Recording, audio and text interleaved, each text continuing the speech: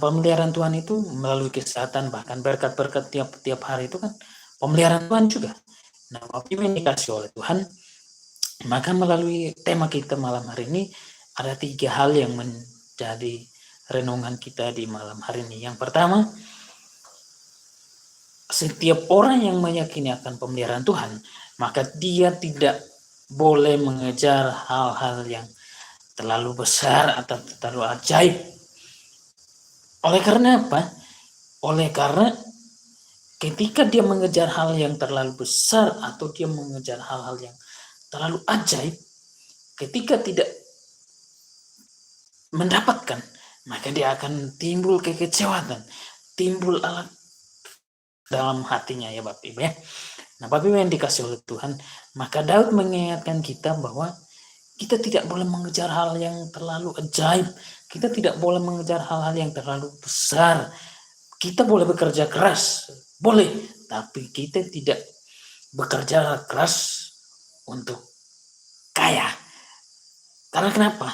Karena kalau kita memiliki pemikiran bahwa saya bekerja keras untuk memperoleh kekayaan, ketika kita tidak memperoleh kekayaan itu, maka kita kecewa sama Tuhan, Ibu yang diberkati oleh Tuhan. Maka saya mau katakan bahwa kita bekerja keras boleh, namun kita tidak mencari untuk kaya. Yang kaya itu adalah sudah ditentukan oleh Tuhan. Nah, Bapak Ibu yang dikasih oleh Tuhan, itu yang pertama. Yang kedua,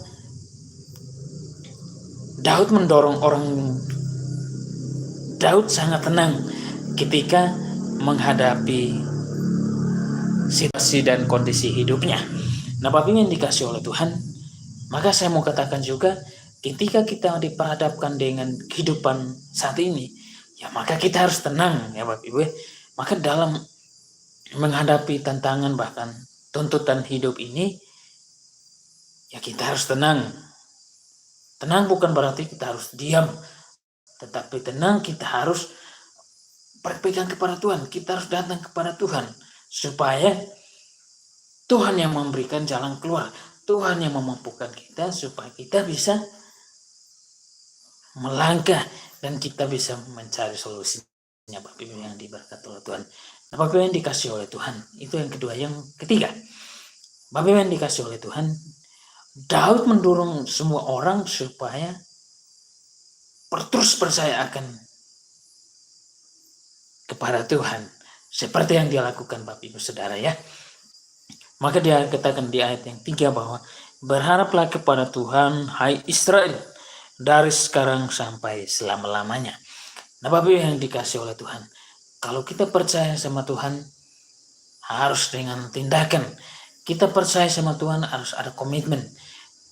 Oleh sebab kalau kita hanya sekedar percaya, maka banyak orang di luar sana juga percaya bahwa Tuhan Isa itu hebat, Isa itu berkuasa. Maka kalau kita hanya sekedar percaya Bapak Ibu, maka kita sama dengan mereka.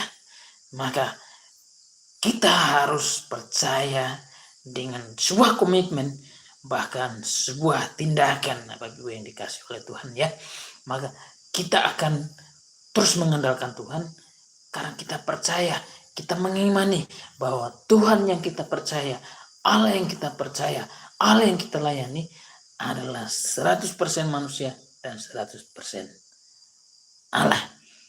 Nah Bapak yang dikasih oleh Tuhan, itu saja bagian firman Tuhan yang bisa saya sampaikan.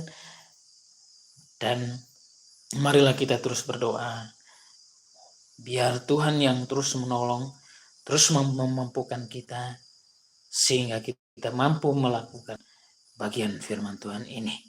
Amin. Mari kita berdoa. Terima kasih Tuhan untuk malam hari ini Engkau sudah menolong kami dalam membaca merenungkan firman Tuhan. Oleh sebab itu tolonglah kami Tuhan sehingga firman Tuhan yang kami baca bersama merenungkan kami tidak melupakan namun kami melakukan dan melaksanakan dalam setiap kehidupan kami. Demi nama Yesus kami berdoa. Amin.